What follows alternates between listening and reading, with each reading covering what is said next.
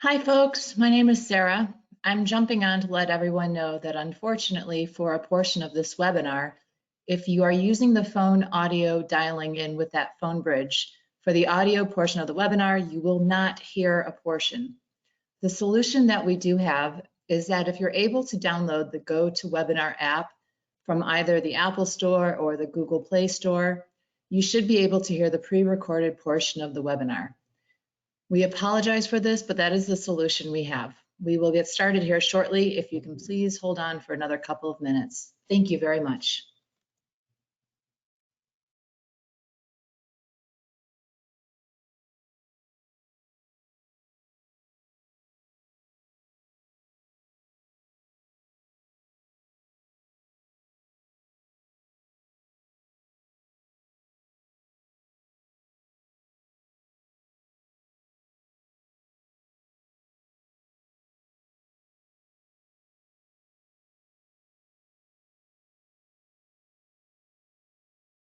Hi, and thank you for joining us today for Broadband USA's webinar. I am Sarah Blue with NTIA's Broadband USA program. As a reminder, this webinar is being recorded and will be posted to NTIA's Broadband USA program website. Today's webinar focuses on our Tribal Broadband Connectivity Program, and it is the fourth of a many-part series.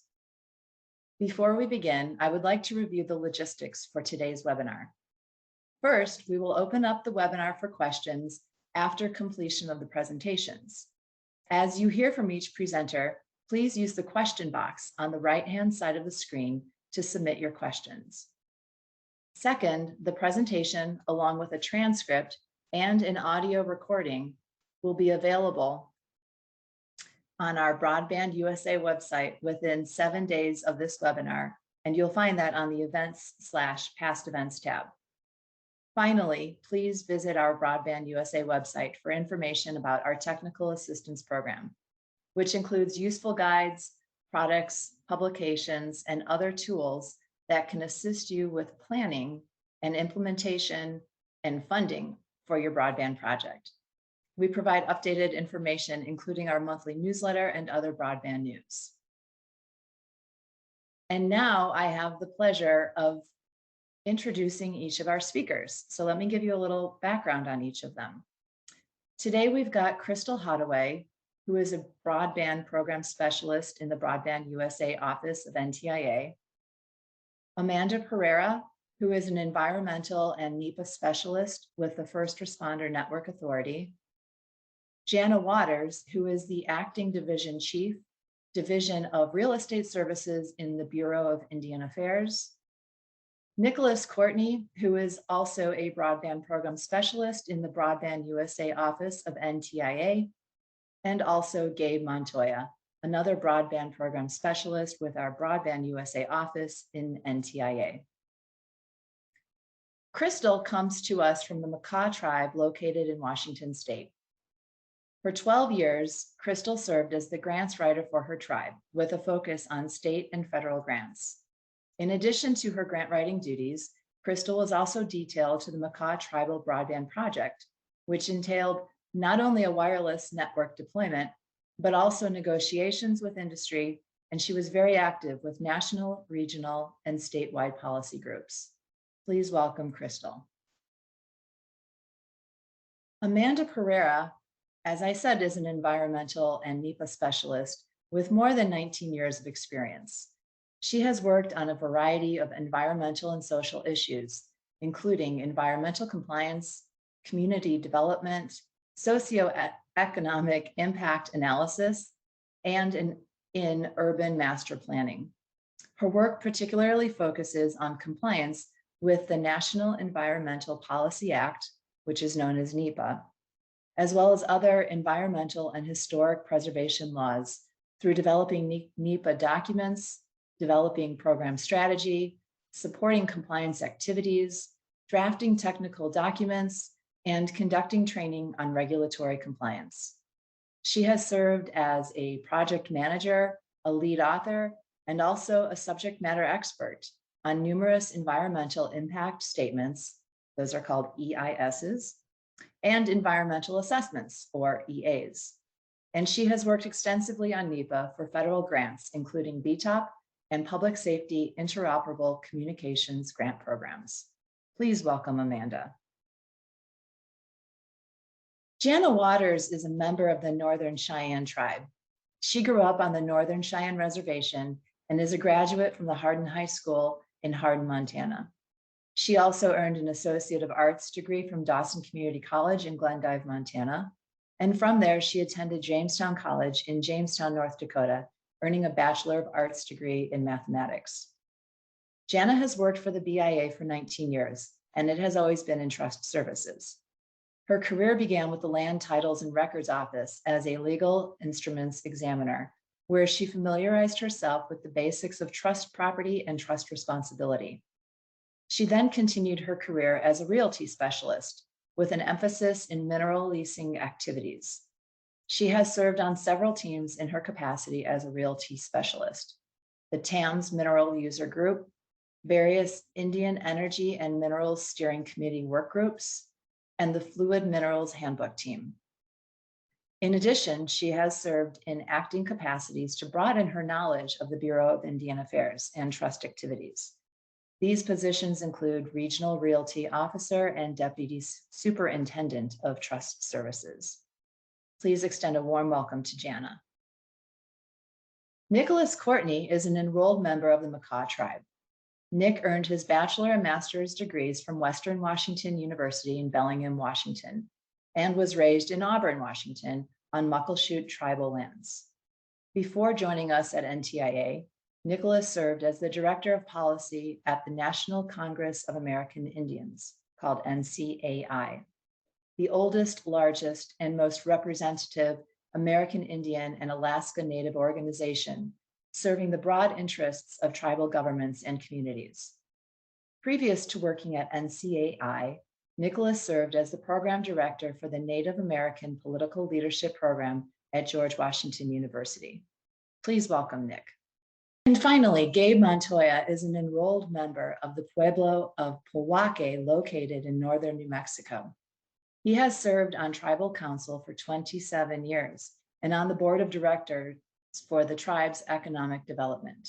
He brings over 10 years of experience in tribal broadband to NTIA, including his service as a board member and chairman for ReadyNet, a regional multi-governmental JPA collaboration, which was set on bridging the digital divide to bring broadband services at affordable prices to their constituencies for the good of their communities. We're very lucky to have all these presenters. Please extend another warm welcome to Gabe. Thank you. On this next slide, I will discuss the agenda for today's webinar. Our plan today is to tackle some of the hot topics. As you know, we've hosted tribal consultations and a few webinars about the program by now. Today, the team will spend some time discussing areas which many of you have asked about. This includes workforce development and digital inclusion, elements to consider when you think about feasibility studies, environmental and historical preservation requirements, and finally, rights of way on tribal lands. Following the hot topics, we will open up for Q&A. Please remember to use the question box on the right-hand side of the screen to submit your questions. And with that, I'm very excited to let you hear from Nick Courtney. Thank you. Thank you so much for that introduction, Sarah, and good morning and good afternoon to those tuning in. My name is Nicholas Courtney. I'm a member of the Makah tribe and currently serve as a broadband program specialist with NTIA. Today, I have the pleasure to talk about and share information on digital inclusion and workforce development as it pertains to the Tribal Broadband Connectivity Program. Whether or not you have already begun to engage in the planning process with respect to the application for the Tribal Broadband Connectivity Program, we encourage everyone to think about workforce development and how access to broadband can and will improve your community's ability to explore and engage in the digital world, and how your community can grow and strengthen its workforce as a result. Additionally, we encourage all eligible applicants to think about what skills and services will be needed to build and sustain your digital network. To that end, workforce development can be all-encompassing, and the challenge may be to find issues or topics that broadband does not touch. In other words, here at NTIA, we recognize that digital inclusion means and ensures that individuals and communities have access to robust and affordable broadband connections, internet-enabled devices that meet their needs, and the skills to explore, create, and collaborate in the digital world. Therefore, we want to ensure that not only does your community have the resources needed to connect to broadband, but that individuals have the capacity of knowledge to utilize those resources effectively. This can look different and be implemented in unique ways for various sectors. One critical sector is health. The Tribal Broadband Connectivity Program was established in the Consolidated Appropriations Act of 2021 to address the urgent needs of tribal communities to adequately respond to the COVID-19 pandemic. Therefore, we encourage applicants to be thinking about how broadband use and adoption can be tailored to increase telehealth readiness and increase the personnel capacity of tribal serving health entities. This can mean improving disease surveillance, reporting, and contact tracing, improving electronic health record interoperability between tribal, IHS, VA, and other electronic health record systems. With respect to innovation, eligible applicants should consider how entities can capitalize on new technologies available to them.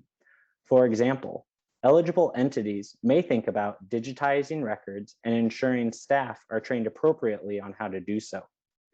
Funds can also be used for community trainings for currently utilized softwares, such as email, word processing, spreadsheet forms, and database creation and management. With respect to your community's workforce, we encourage eligible entities to think about whether or not you will be adding new position to your organization as a result of your new network. Positions such as network administrators, engineers, technicians, tower climbers, cybersecurity analysts, customer service representatives, and IT staff are all possible. We also recognize that COVID has had an impact in the ways in which we and our young leaders engage in their educational systems. This can include, but is not limited to, remote learning, online tribal language courses, and other online educational services. With respect to workforce and education, we encourage eligible applicants to think about broadband deployment related occupations, broadband maintenance related occupations, and digital skills development. For example, we encourage you to think about what skills and credentials are and will be needed to build and maintain a broadband system, and to think about who offers those skills and credentials. Further, we encourage you to think about whether or not your proposals includes workforce training for the project to continue and sustain beyond the award period. We also know and hope that with increased access to broadband, eligible entities will have increased economic opportunities. To that end, we encourage eligible entities to think about how their businesses can adapt and how aspects such as ecotourism and annual festivals can be improved and evolved to include digital components. Finally is the sector of civic participation, which is critical to all of our communities. We encourage eligible applicants to consider ways in which they are increasing access and strengthening civic participation. This can mean, but is not limited to, increasing access to tribal, local, and federal elections, sharing information on policy impacting community members, or simply utilizing new broadband access to organize around topics of importance to your community. With that, I want to thank you all for being here today. and it is now my pleasure to introduce Crystal Hottaway, who will be presenting on broadband planning feasibility and sustainability. Crystal, the floor is yours. Thank you, Nick. Excellent presentation. Hello, I'm Crystal Hottaway, a member of the Makah tribe, and I'm coming to you today from my ancestral lands in Washington State. Today, I'll be discussing the elements of a thorough feasibility study. This graphic shows the roadmap to planning your broadband program. And for the purposes of this presentation, I'm going to discuss inventory community assets. Your feasibility studies are an essential cornerstone to the planning and the development of your network. The feasibility studies will provide the roadmap for your network journey. It is important to note that feasibility studies are not a one and done kind of deal. Feasibility should be revisited on a continuous basis, and when you are revisiting, it most likely won't carry the same price tag as your initial feasibility study. But revisiting your study with new information, such as an additional revenue source, an increase in your operating expenses, or a changed lease will be beneficial for your ongoing network planning and development, as well as deployment. There are two types of feasibility studies that I will focus on for this webinar, which will be the technical and financial feasibility. First, I will discuss the technical feasibility. So when or why would you conduct a feasibility study? Well, you would conduct a feasibility study to assess existing infrastructure, terrain, and distance. So for example, what are the specific geographic situations that you're going to have to overcome in order to deploy your network? Do you have mountains to go over? Are you deploying across wide open areas or through a condensed village with heavy foliage? A technical feasibility study will help determine what method you're going to utilize to deploy over your lands, which includes wireless, fiber, satellite, or a combination of any of those. You would also conduct a feasibility study, technical feasibility study, to analyze spectrum, plan for new infrastructure construction, and also for comparing equipment. While conducting your technical feasibility, you'll ultimately want to take a thorough inventory. The inventories recommended to complete are as follows: physical facilities and community resources, projects and processes, inventory of land and space, and inventory of service sectors and geographic areas in the community. We'll discuss each of these in depth. Firstly, physical facilities and community resources.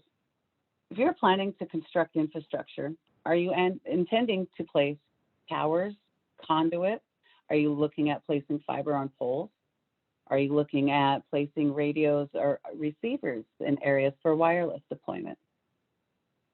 Considering fiber, if you are looking at fiber, there may be existing infrastructure that can be repurposed for your needs.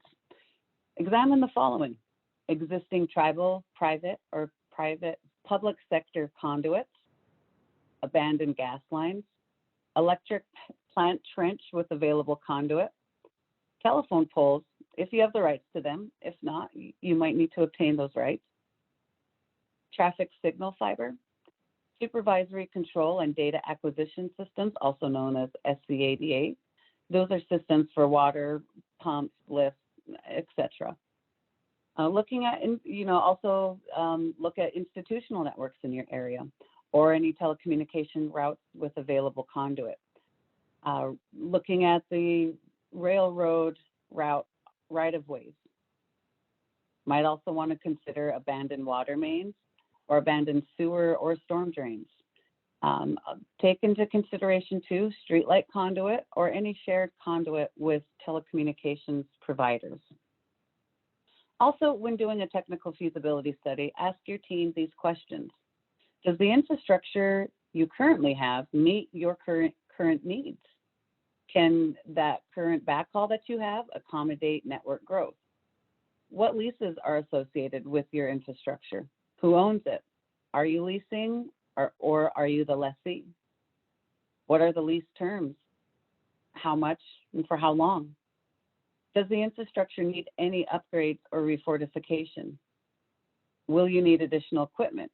If so, what And will this infrastructure, current infrastructure, accommodate those?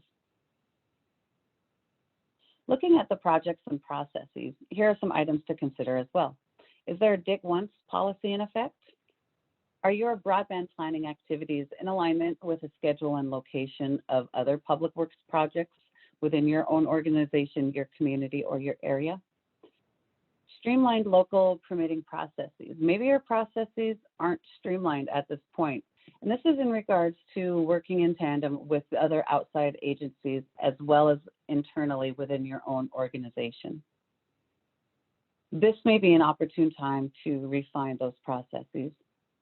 Another important point is ensuring your own understanding of those processes of other right-of-way providers or pole owners. Let's talk a little bit about space, land and space, and inventory of service sectors. Now, looking at the land and space as well as the inventory of service sectors, have you identified plots of local land that could be suitable for your node or your network operations center, also known as NOC, locations? These could be inside space of government buildings for hub locations, or it could be utilized for NOC or data center space. Also look at if there are any existing wireless sites where co-location may occur. That's also including space for Wi-Fi access points. When you're looking specifically at wireless infrastructure and taking an inventory of what is available, you also might want to take into consideration water towers that may be owned by the tribe or another entity, any tribal, public, or private buildings with rooftop space for antennas. Do you have any existing cell towers in your area? Some infrastructure that is often overlooked are football lights or street light poles that may be utilized for small cell devices. Also, you should take into consideration easements for the placement of new small poles. If you are placing towers or utility poles, how many are you intending to place? How tall will they need to be? What kind will they need to be? When we're talking towers, is it going to be a monopole or is it going to be a traditional tower? Is it a 1 carrier versus 3 carrier? Additionally, what are the power needs for that location going to be? And do you have backup generation power that you need to make sure that is in that area? And I'll tell you, my homeland, Makah, we experience power outages at least 4 times a month between November to February. 4 times a month we are without power, and we have essential services that rely on that network to be operational 365 days a year. So with that in mind, it became a standard operating procedure that any new broadband network location that Makah was going to be deploying, it had to have that backup generator as well as the electrical so that it could kick on automatically. So there's like a 4-minute conversion between the different power sources, but we're still operational. So please take that into consideration. Essentially, your technical feasibility is an assessment of your current infrastructure, determining what can be leveraged and identifying what next steps will be for your infrastructure needs. Now let's talk about financial feasibility. The financial feasibility will inform you what your costs will be. This is looking at your operating and capital expenses, your revenue, your cash flow, and it will be a guide to determining your monthly and annual recurring network costs. The end goal for your financial feasibility study is to determine how much this network is going to cost you as an organization, as well as how much it will cost your customers and or subscribers. So to begin with, are you even going to charge your customers or your subscribers? And if you're charging, what will you need to charge your customers in order to keep the lights on? What is the minimum amount of customers you need to maintain on your network in order to be sustainable? How do your rates look compared to other providers in the area? Or what are the rates of the other providers in your area, and how affordable are they? Does your organization have policies and procedures in place that relates to revenue? Do you have the ability with personnel and or current setup to take payments? And this is looking at both cash and electronic payments. If not, this will also need to be a cost to identify and include with your annual recurring costs. Now, this is something we don't want to think about. It goes against the grain of what we're trying to do here, but it does need to be taken into consideration. And that is, what will it cost you to remove equipment from a home if necessary? So when we're talking about determining your annual and monthly recurring costs, first, a really good place to start right now is, what are your current backhaul costs? And is that backhaul sufficient? What are the costs for your annual, for your operations and maintenance? What are your personnel costs? Those are your current costs, but it's important to take into consideration the future costs, particularly in the next 2 to 3 years. What is your overhead or indirect that you may need to pay? This is a really important point that I'm going to stress, because this is something that I learned from my time with the Makah tribe. Identifying an amount for your annual replacements or backup equipment is essential, especially if you're located in an area where it's rural and remote. Shipping may take a long time. The other possibility is that the equipment that you need may not be in stock. So get your backup equipment identified, get replacement equipment identified on an annual basis. That's a very big recommendation from me. Are there revenues from leases that can help offset your network costs?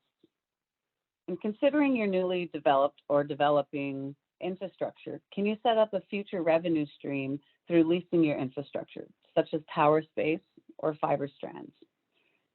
How much of this cost can you build into the cost of doing business for your organization? Now, that may not apply to your community networks, but it would apply to your organizational networks, your government essential networks.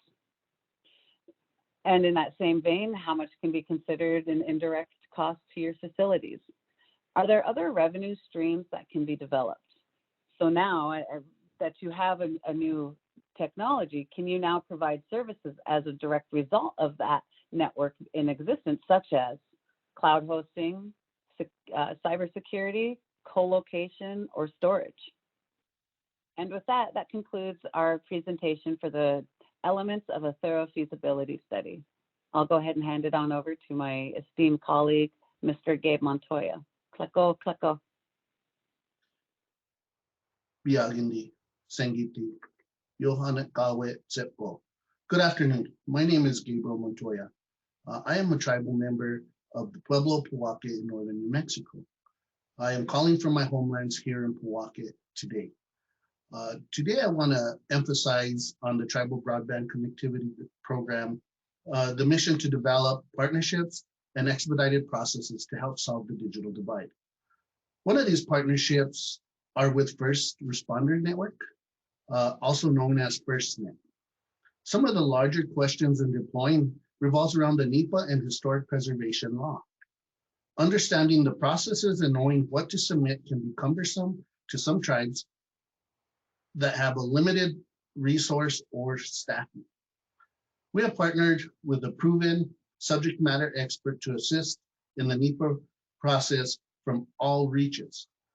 At this time, I would like to introduce Amanda Pereira. Thank you and good afternoon.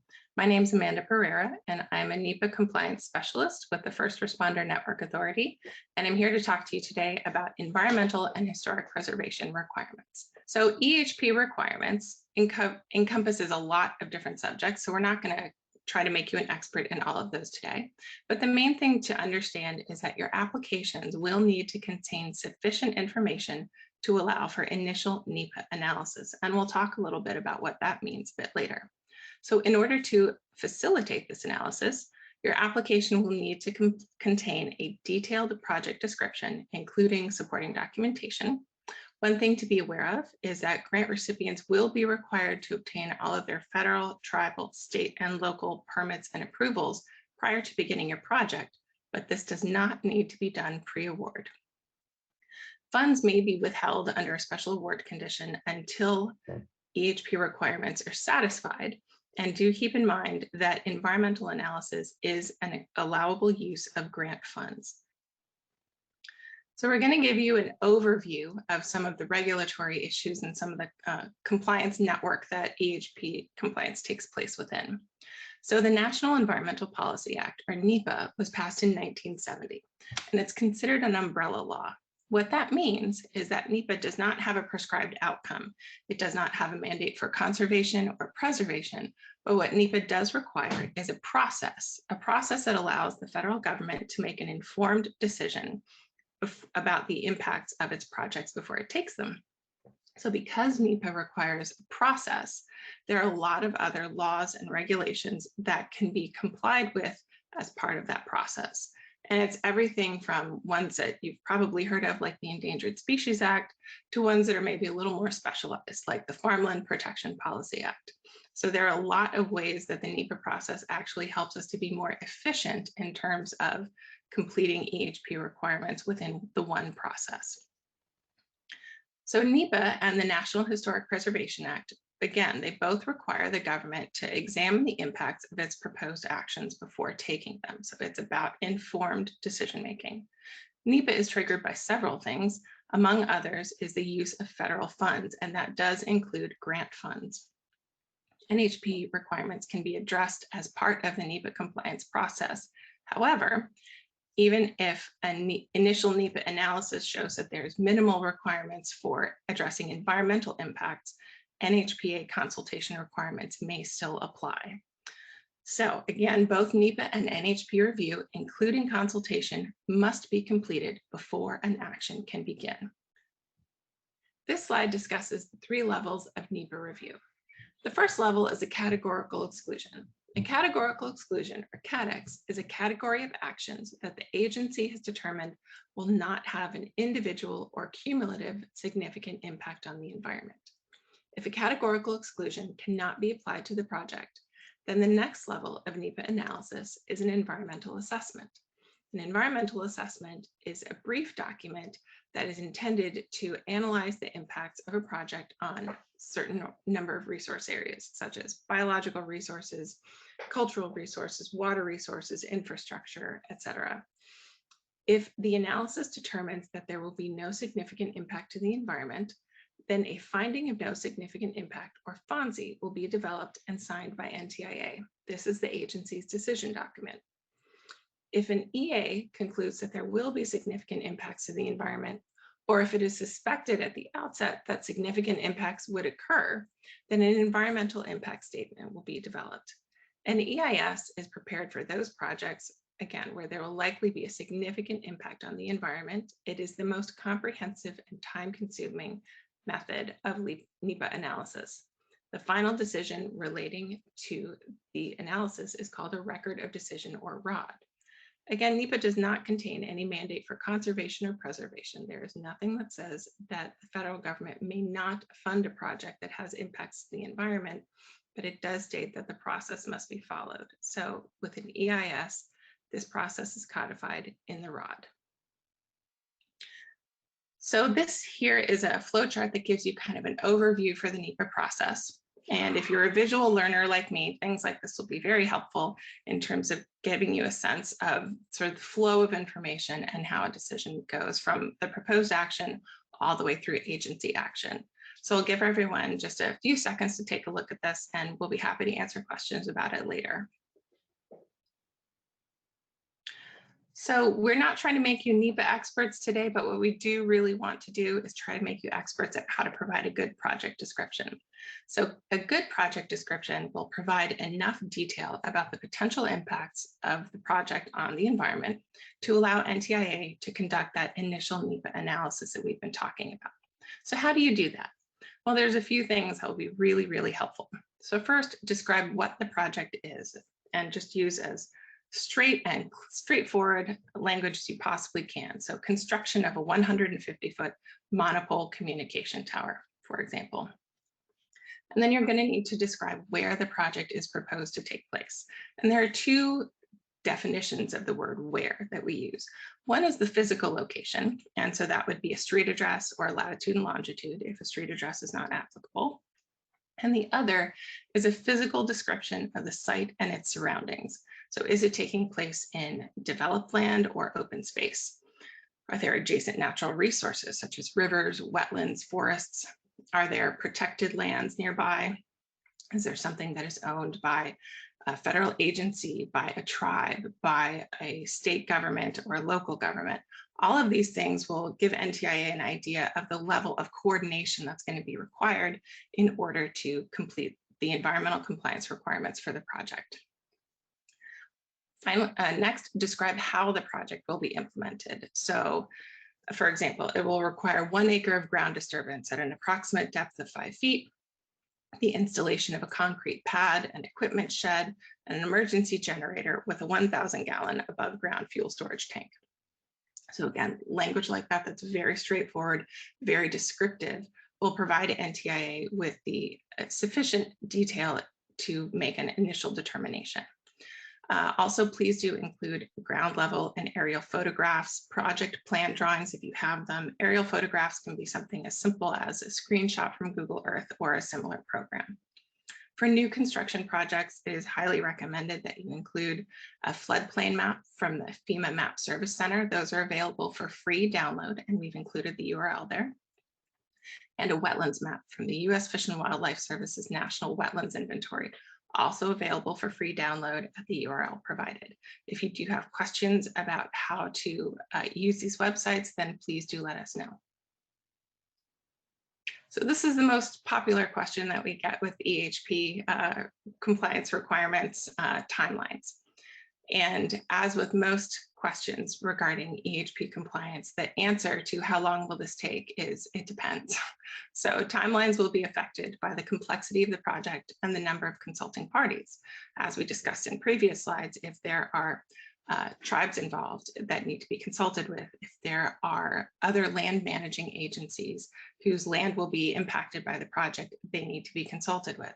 So all of these things will factor into the amount of time required to address the compliance requirements for the project. So now the timelines that we're going to discuss in just a second, they don't take into account other outstanding agency approval processes. So that includes things like consultation under NHPA or the Endangered Species Act, permitting from the US Army Corps, etc. But again, do please keep in mind that environmental analysis is an allowable use of grant funds. So based on NTIA receiving a complete record or a complete application with a good project description containing all the characteristics we just talked about, we have some approximate timelines to provide you with just for reference in your project planning. So categorical exclusion, that will be developed by NTIA. It assumes that NTIA receives a sufficient project description and that there are no extraordinary circumstances associated with the project. An extraordinary circumstance is a characteristic of the project that means that something that might otherwise qualify for categorical exclusion doesn't, because there could be potential resources, sensitive resources impacted. But so assuming that none of those exist, and depending on workload and all of these other things, approximately 30 to 45 days to develop a CADEX. If a CADEX is not able to be applied to the project, then an environmental assessment, as we discussed, would need to be prepared. So the grant recipient will develop the environmental assessment in coordination with NTIA. Depending on the complexity of the project, depending on the resources involved in the project and the number of consulting parties, environmental assessments, generally speaking, can take approximately 3 to 12 months to develop and deliver to NTIA. If an environmental assessment is not appropriate and an environmental impact statement would be required, again, the grant recipient would develop those in coordination with NTIA. There are extensive public and agency involvement requirements that apply, and they take a year or more to develop and deliver to NTIA. And in my personal experience, 1 year for an environmental impact statement is rare. It usually takes much longer. And if your project seems to be one that would require an environmental impact statement, NTIA may want to speak with you about rescoping your project so that you can still meet your objectives, but minimize your environmental impact and not need to develop an EIS. So with that, I'll turn it back over to the moderator and we'll be happy to take questions later. Thank you so much for your time. Thank you, Amanda. We appreciate your insight in the NEPA process. My takeaway from this is to ensure that you have a clear project description and have detailed supporting documentations to ensure that the process goes smoothly. As I mentioned earlier, we do value our partnerships here at NTIA, and we have asked another subject matter expert in the Division of Real Estate Services within BIA to present to you today. Our partner has been active in land leases, right-of-ways, and accesses as a career employee at the Bureau of Indian Affairs. At this time, it is my esteemed pleasure to introduce Acting Deputy Chief of the Division of Real Estate Services with the Bureau of Indian Affairs, Janna Waters. I want to thank you for joining us. I am Janna Waters. I'm a realty specialist with Central Office Bureau of Indian Affairs. I have worked in trust services for nearly 20 years. And today I'm going to specifically talk about rights of way on tribal lands.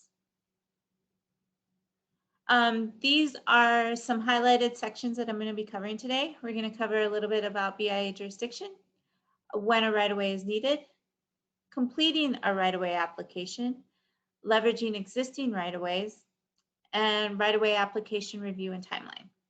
Trust responsibility. The Bureau of Indian Affairs is the primary federal agency charged with carrying out the United States trust responsibility to American Indian and Alaska Native people, maintaining the federal government to government relationship with federally recognized tribes, and promoting and supporting tribal self-determination. The mission of the BIA is to enhance the quality of life, to protect economic opportunity, and to carry out the trust responsibility to conserve and protect the trust assets of American Indians, Indian tribes, and Alaska Natives. The Bureau of Indian Affairs has jurisdiction over trust properties in a wide variety of lands across the United States. We do have 12 regional offices, 83 agencies, and 574 federally recognized tribes. If you take a look at the map, it shows the 12 regions. We have regional offices in each one of those regions. And rights of way activity happens in every single one of those regions.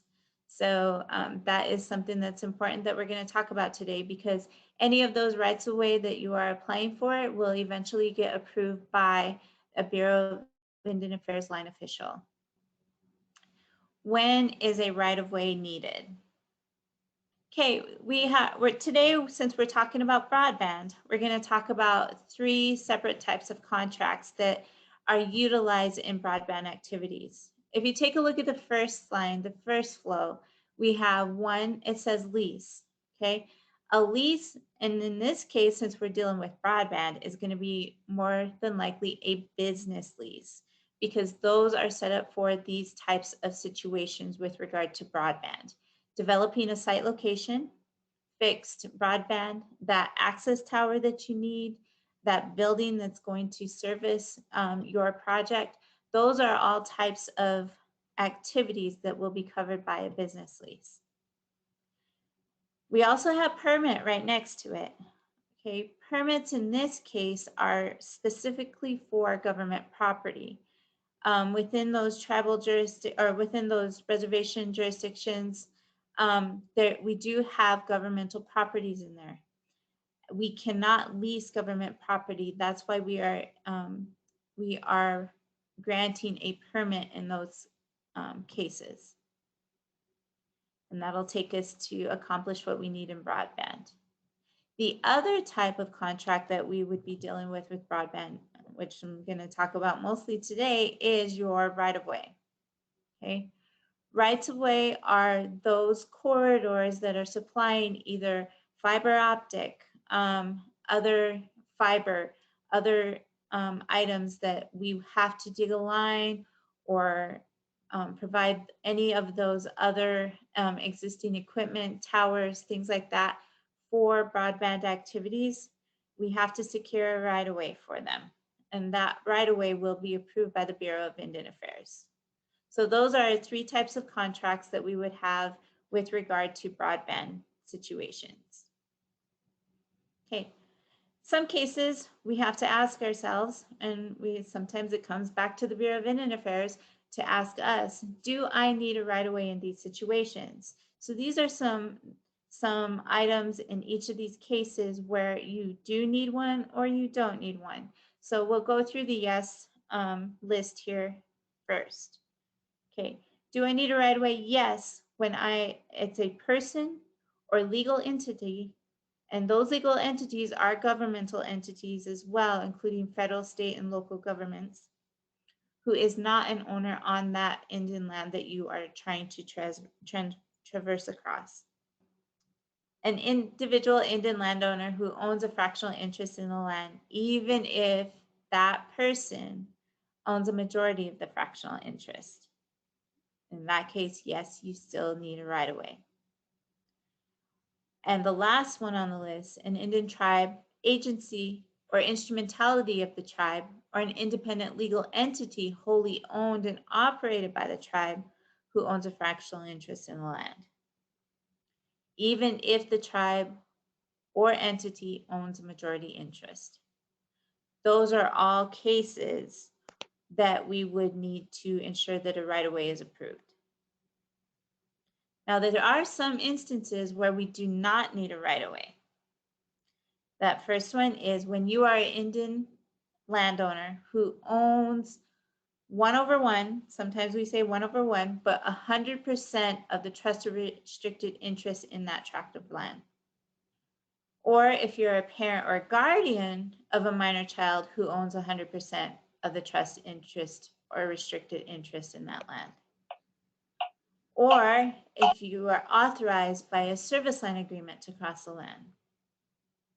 Or an independent legal entity wholly owned and operated by the tribe that owns 100% of the trust or restricted interest in the land. Or otherwise authorized by law. I'm going to back up just a hair here and talk a little bit about service line agreements. Service line agreements are usually coming off a distribution line and servicing a home or a business or a building.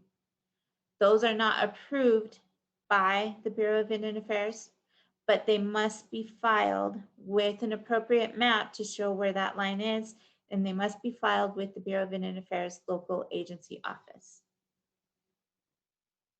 Completing a right-of-way application. Okay, taking a look at 25 CFR 162, and you can pull that up, you can Google it, you can take a look at it. But it has a list there for those items that are going to be in a complete right-of-way application. Okay, number one, we have the application information, track locations, purpose, duration, and ownership of permanent improvements.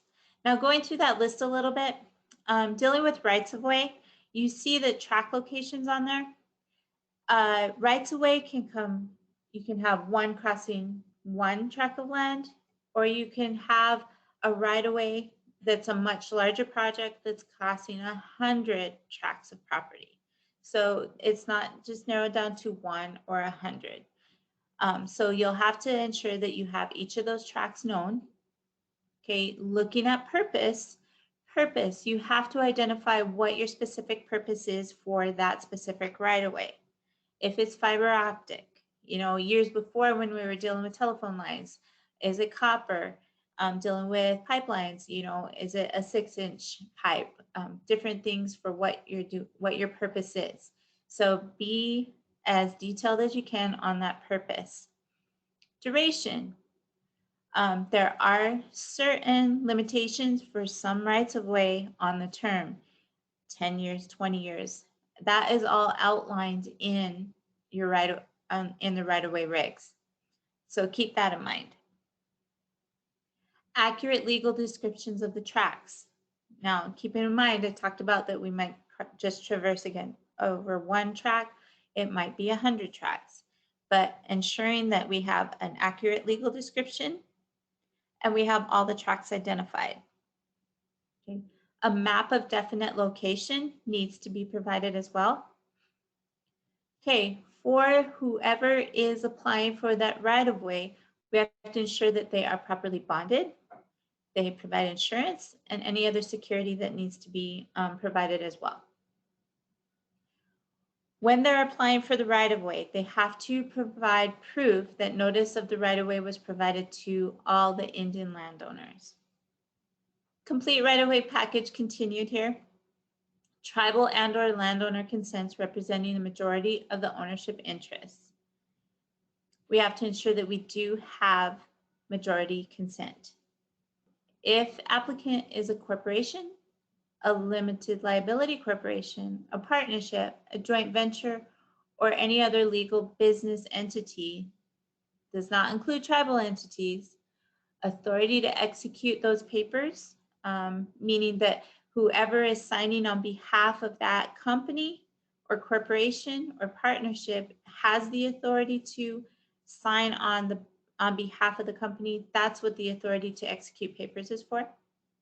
That the right-of-way is enforceable against the applicant is in good standing to conduct business. And tribal authorization that the right-of-way is in conformance with applicable tribal law. The tribe, if you're working in a certain reservation and there are certain tribal ordinances, you have to ensure that you are abiding by those tribal ordinances as well. Any waivers for bond, valuation, or others if and when it's applicable. Continuation of a complete right-of-way package. Fair market value, for instance, an appraisal, market analysis, negotiations, those are all part of ensuring that fair market is being achieved. BIA still may approve a right-of-way for less than fair market value if, number one, the grantee is a utility cooperative and is providing a direct benefit to the Indian land, or the grantee is a tribal utility, or an individual landowners execute a written waiver of this right to receive fair market value. And we determine that it is in the individual Indian's best interest. And lastly, the National Environmental Policy Act, NEPA. We have to ensure that we have complied with NEPA. Okay. And in those cases, it could be through a categorical exclusion, an environmental assessment, or environmental impact statement. Okay. Those are our 3 items there for NEPA. But in conjunction with those, we also have other items that need to be addressed, like archaeological assessments, biological assessments. From time to time, our categorical exclusions may or may not cover a right-of-way in certain circumstances. So I am covering what's required in a right-of-way package and the right-of-way process. I direct people to the environmental office to ensure that we are complying with NEPA and that we have everything covered. That is not my specialty as a realty specialist, and I lean on them for their expertise. So in any of those cases, if you have questions with regard to NEPA, we will get together and talk about it with a NEPA coordinator. Here's some huge recommendations and tips.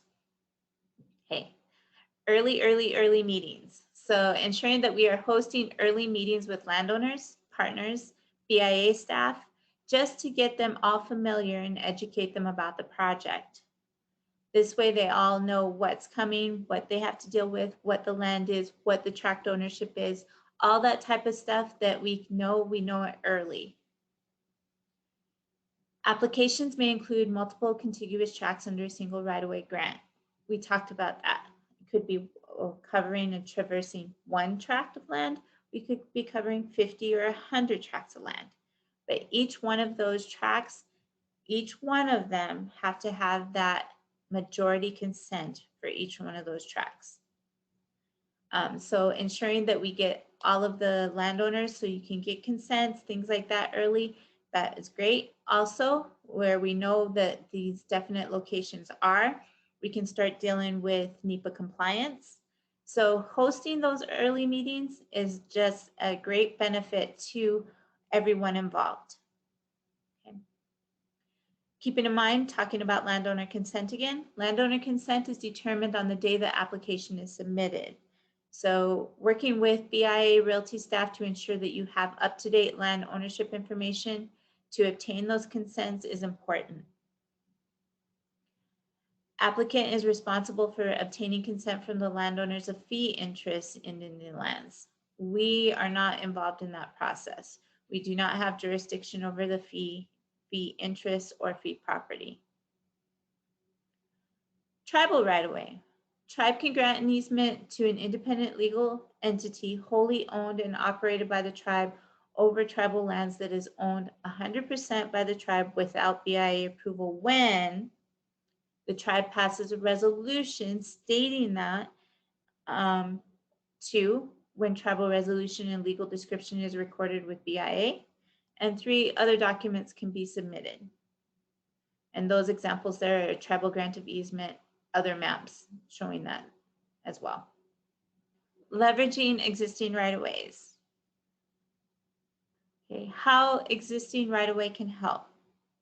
If the tribe or a tribal entity has an existing right-of-way, using the same right-of-way for your broadband project may simplify the environmental assessment process if it qualifies for a Cat X.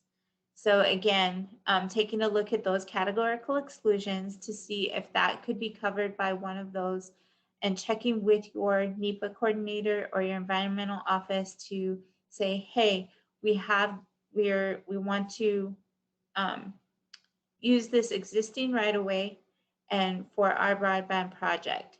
Is it possible that any of these categorical exclusions will cover our project? So talking with them early will help in that case. Another situation, if another entity has a right-of-way where the tribe would like a right-of-way within the path of an existing right-of-way owned by another entity, that grant may be approved with the consent and notification of that other entity. So we have Company A with a right-of-way. Company B wants to come in and use that same right-of-way, same area, same corridor. Well, Company B has to get the permission of Company A because they have a right to that right-of-way currently. So ensuring that you have all of those consents, not only of landowners in all cases, but in some cases of other grantees of right-of-way. Review and timeline. Obtaining rights-of-way for broadband.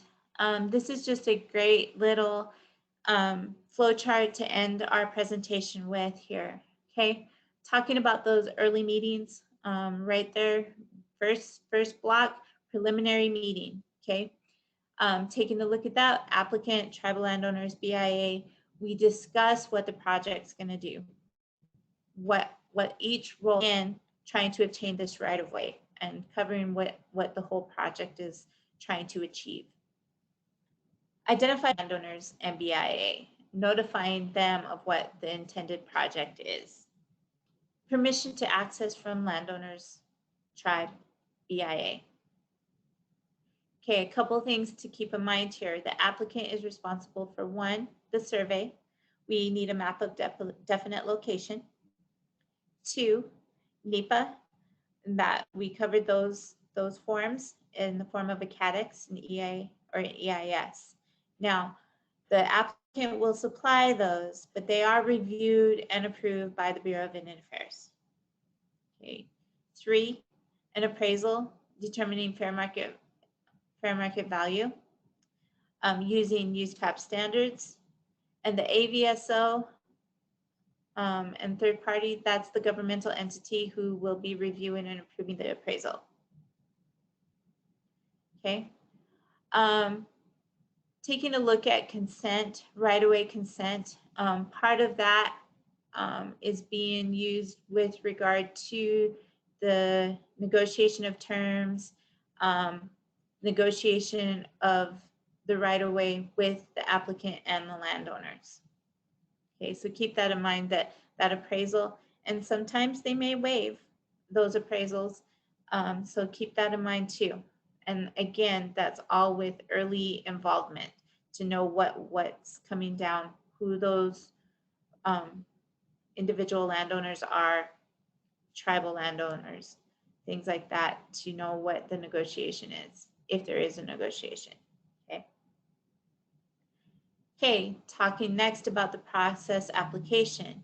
A big key there, if you take a look at it underneath that blue rectangle, it says BIA has 60 days to approve a complete right-of-way application. So once we receive a complete right-of-way application, that's our clock starts ticking on that time, on that day. Okay, BIA application for review. An acknowledgement letter will be sent to you within 10 days to tell you whether that application is complete or incomplete. When it is incomplete, we will return it for correction or identify those items that have not been included. When it's complete, then we have 60 days to grant that right away. Okay, if within those 60 days, we will issue a grant of easement if it meets all standards from that review. Complete application package includes, and we covered that earlier in the presentation, application, survey and legal description, a landowner consents, NEPA compliance, corporate documentation, valuation, compensation, the bonds, insurance, and other securities, and any waivers that are applicable. Post-grant process. Once it's approved, ensuring that all payment is due, any due diligence with regard to the contract is happening, there will be a field inspection, and the Bureau of Indian Affairs will encode into TAMS, which is our system of record. And from then on, per the contract and any terms within there, we may see other items pertaining to the contract, which could be amendments, assignments, mortgages, and renewals. Once those things happen, we go back to the right-of-way regs and work through those as we would in any of those other cases with amendments, assignments, mortgages, and renewals. We will move on to question and answer a little bit later. And right now I'm going to throw it back to Gabe Montoya. Janna, we really appreciate this very informative presentation you provided for us. I understand that working with BIA since the planning stage can help the processing of your application, and that's my takeaway for this. At this time, I'd like to turn it back over to Sarah, where we can go to Q&A.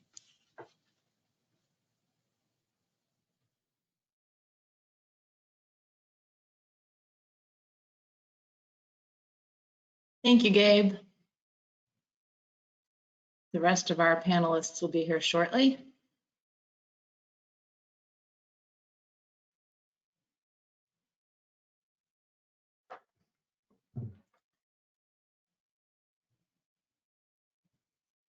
All right. Thank you. We've heard a lot of information today, and we're about to dive into the question and answers part of the webinar. If you have not already done so, please remember to type your questions into the question box on the right-hand side of your screen.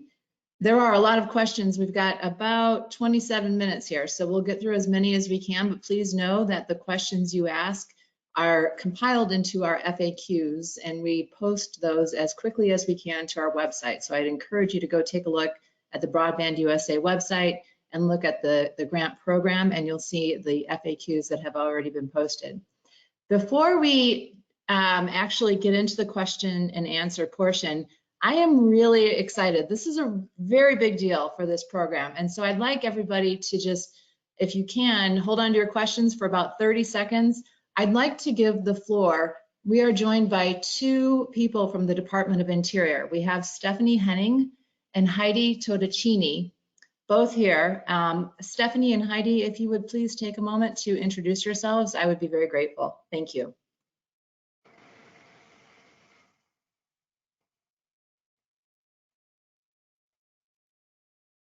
Stephanie, we just need to hear your voice. There we go, I think.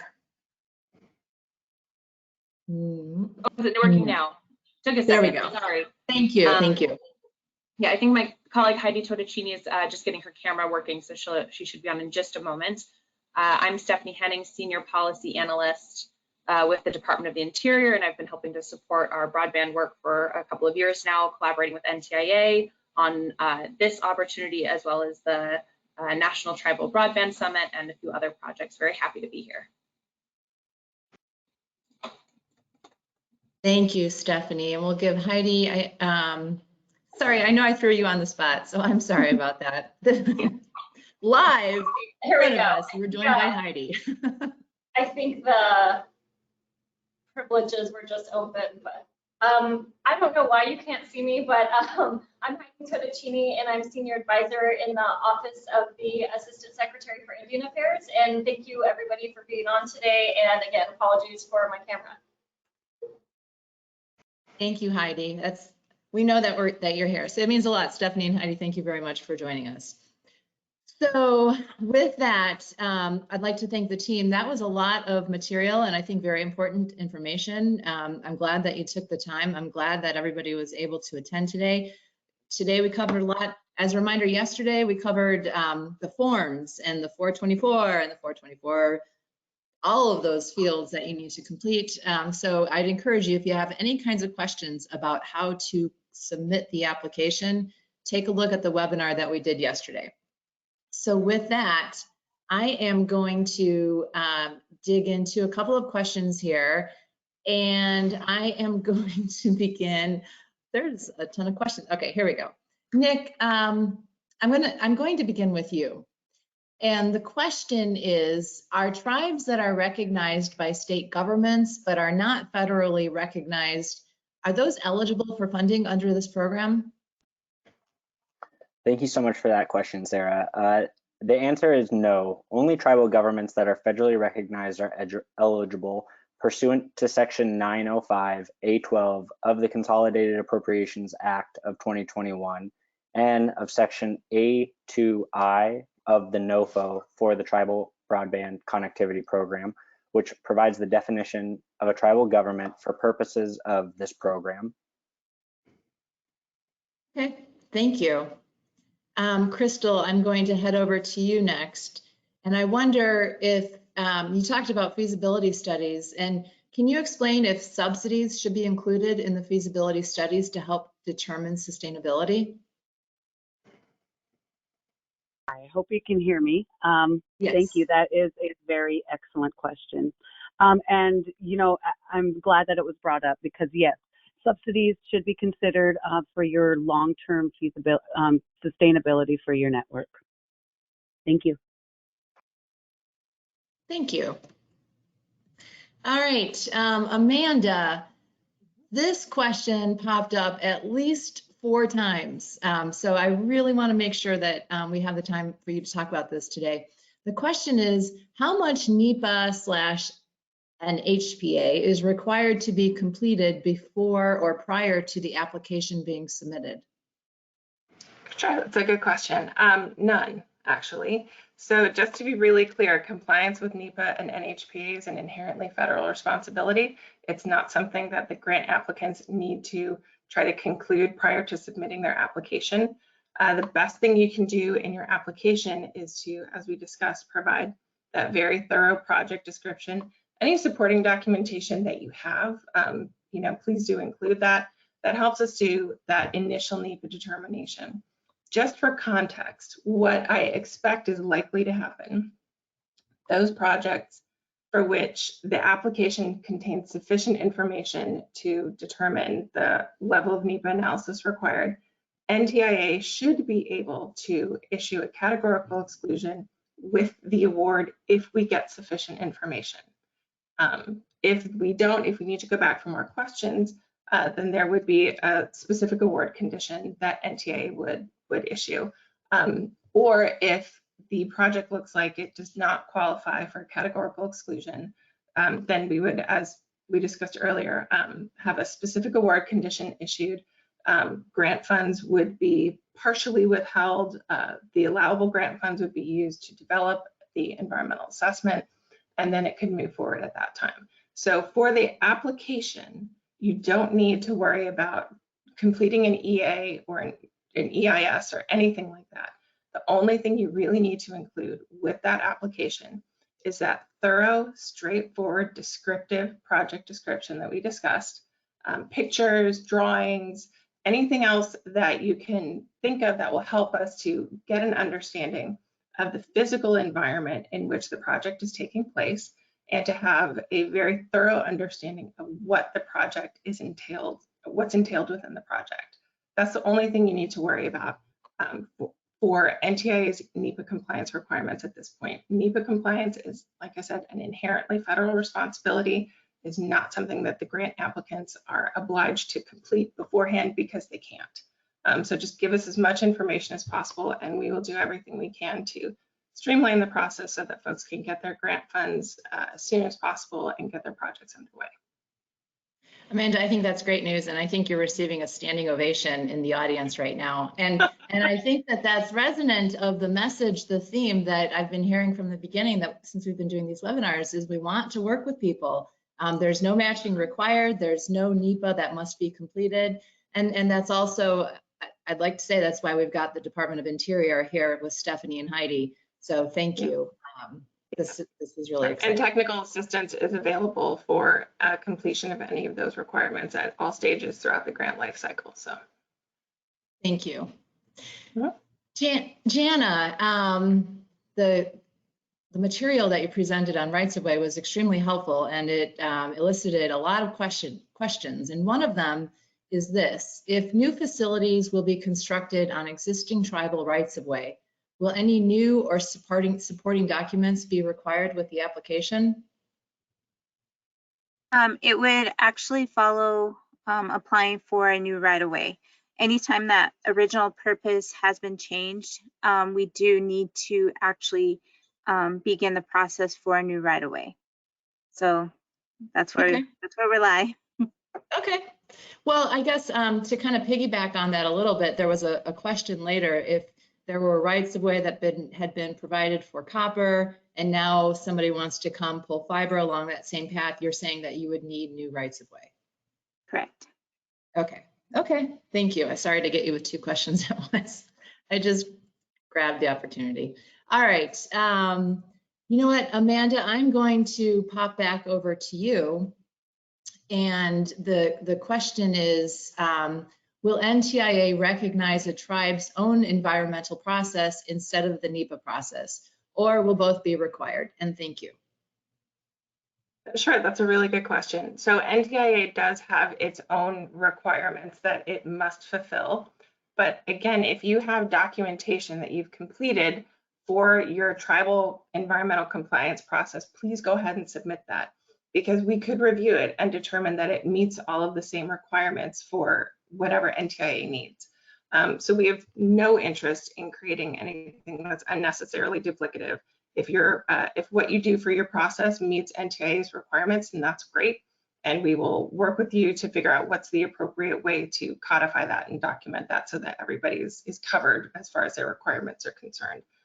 There may be additional requirements that NTIA has as part of our own responsibilities, but certainly anything that you've already developed, anything that you're going to be doing anyway, please do share that with us or coordinate with us. We want to make things as efficient as possible.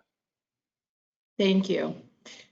And I am going to admit the biggest mistake that I've made all day, which, as the moderator, because I don't see Mr. Gabriel Montoya on the video with us. And so, Gabe, I forgot to ask you a question. I'm going to pop back over to you, if that's okay. Are you still with us? I am. All right, get ready. The question is this: regarding possible broadband adoption and use projects, does application of the one-year completion deadline effectively mean that any program initiated to reduce the monthly cost of qualifying broadband services to consumers can only last for a period of 1 year and therefore must conclude? Or could monthly reduced pricing, discounts, etc., continue for a longer period? Well, thanks for that question. That's actually one of our most common questions. And I know as we look at sustainability, like Crystal mentioned today, we look at planning out to ensure that we've got connectivity for beyond the grant period. It's important to start planning for that. I guess in the answer, I would say the broadband service costs are allowable. They're allowable beyond the 1 year time frame as long as the costs and terms are reasonable, eligible under the NOFO, and the grantee makes full payment award for the service during the grant's 1 year period of performance. If an applicant intends to use the grant funds in this way, the applicant must also include a detailed description of such proposed costs in the application, including and proposed period of service. NTIA may include a specific award condition in such award to ensure that the funds are used appropriately and to ensure that the service, if canceled and or the grantee can receive a refund. Any grant funds returned to the grantee are subsequently returned to the federal government. I hope that was clear. I know it was very wordy, but I guess the short answer is yes. As long as it's your proposal. Thank you. And you did say that this was covered in the FAQs, is that right? Yes, this is actually going to be released in our top 10 FAQs. This is one of the most common questions we do get. So we do thank you for this question.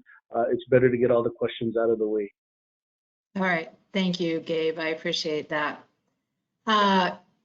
So with that, I am going to go back up to you, Crystal. And something that came up yesterday and also again today that I wonder if you can, it's not so much on feasibility studies, but it's about pro formas. And I wonder if you can tell us, please, what periods should the pro forma financials cover?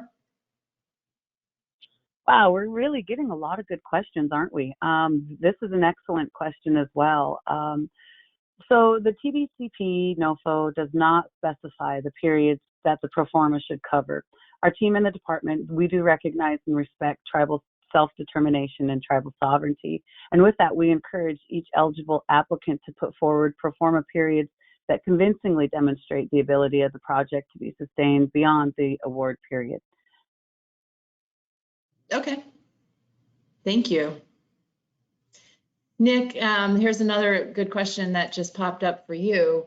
And the question is it's a statement that the NOFO states that NTIA will allocate up to $500,000 to each tribe. Does this mean that tribes will receive $500,000 regardless of the application that they submit? Thank you, and that's a great question. So no, the tribal government, as defined pursuant to Section 104 of the federally recognized Indian Tribes List Act of 1994, must submit a single application by the application deadline to be eligible for program funding and propose projects consisting of eligible broadband infrastructure deployment and or broadband use and adoption activities. The application further must include a budget narrative, a detailed budget justification consisting of allowable costs associated with the proposed project activities. Further, the grant applicant must follow the application instructions outlined within Section D of our NOFO, which can be found on our Tribal Broadband NTIA webpage, and each applicant will be reviewed and scored against the evaluation criteria set forth in Sections E1 and E2 of the NOFO. I'd like to note that this is a grant program, is not a fund formula or grant block grant program, and that the $500,000 allocation is not a funding cap. So again, for each tribal government that submits an application is guaranteed funding for allowable costs up to $500,000. And again, that $500,000 allocation is not a funding cap, but they do still have to follow the instructions and the allowable costs within the NOFO. But thank you, Sarah. Yeah, thank you, Nick. I'm glad that you answered that, because I mean, it's a lot to get your arms around. It's a lot to understand. And so that's why we're here doing these webinars. That's why we really want to answer your questions, why we're posting the FAQs and doing outreach and assistance. So it's a great question. Thanks, Nick, for explaining that. I am going to head back over to Crystal, and I wonder if you can talk about whether or not multiple technologies can be proposed in an application.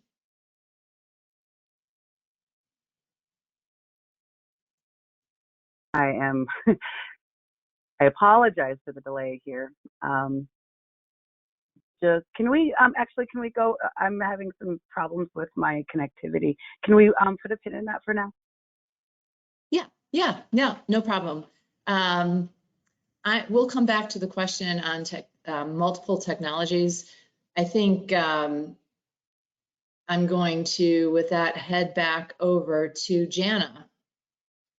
And I wonder if you can talk about, the question is this: how effective is the SF 299 form and supporting process? Is it really a single touch point?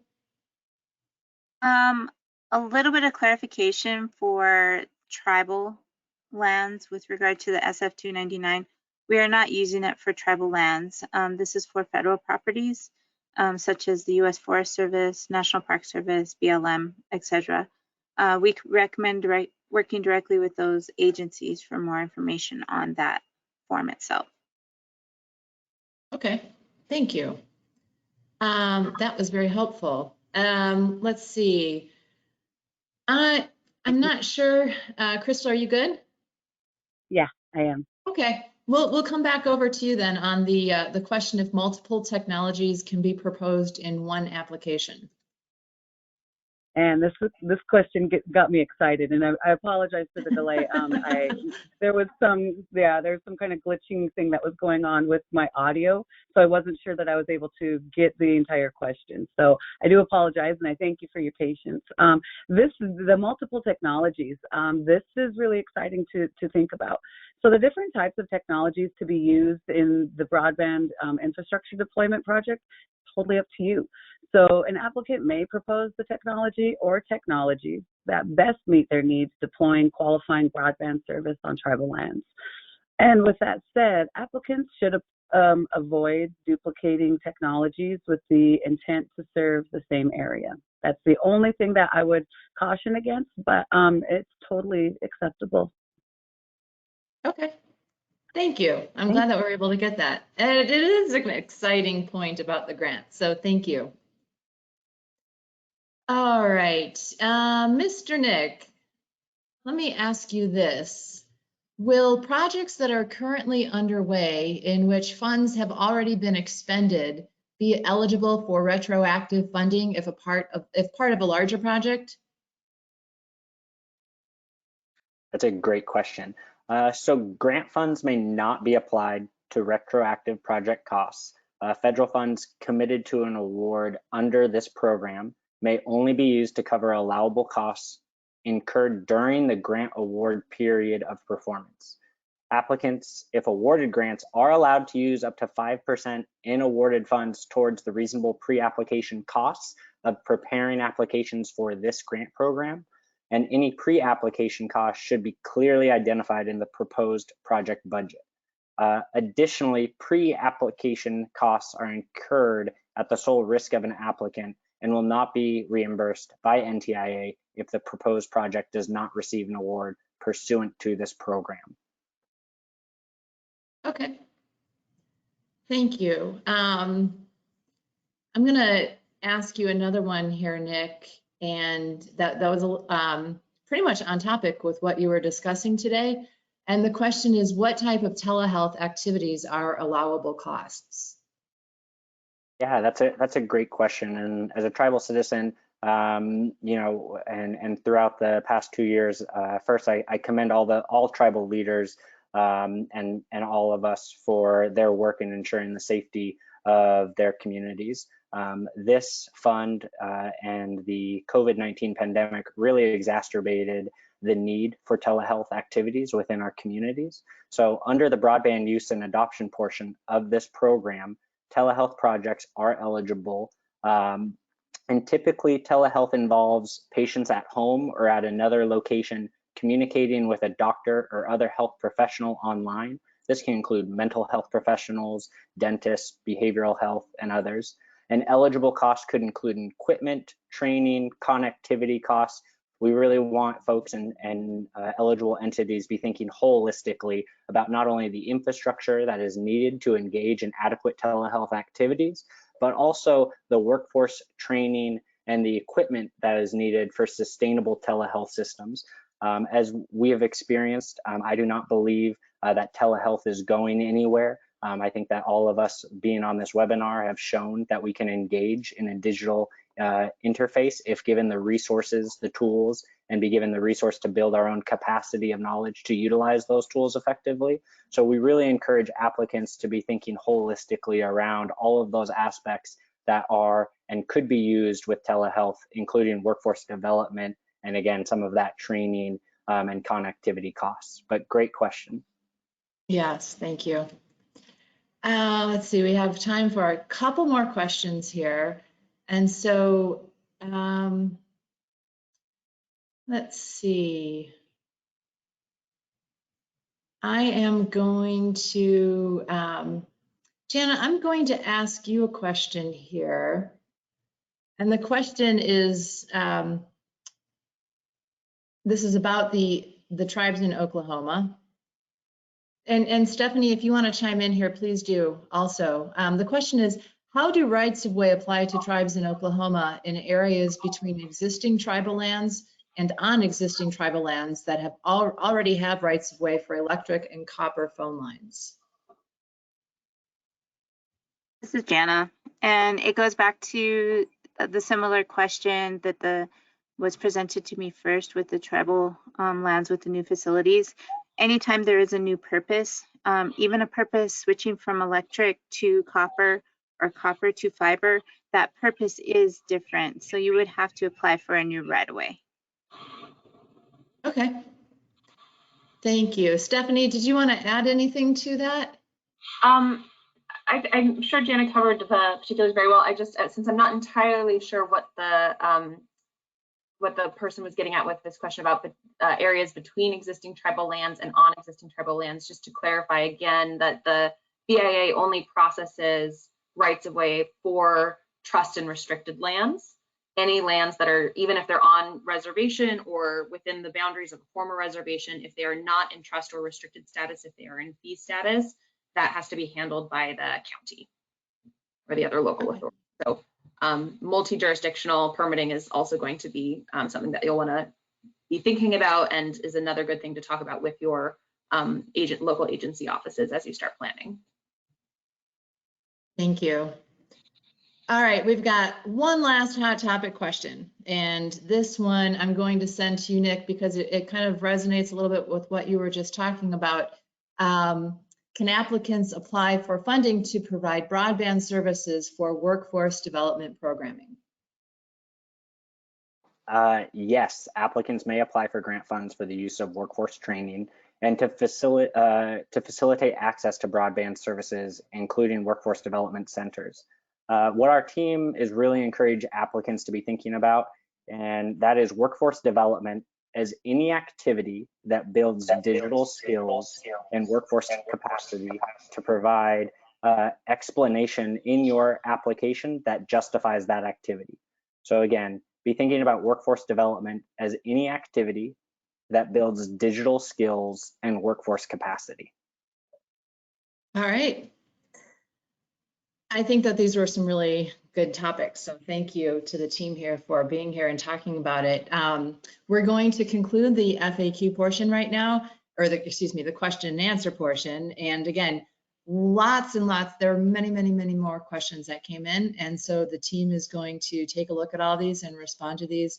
Keep looking at our Broadband USA website. If you go to the grants, and then you'll see the Tribal Broadband Connectivity Program.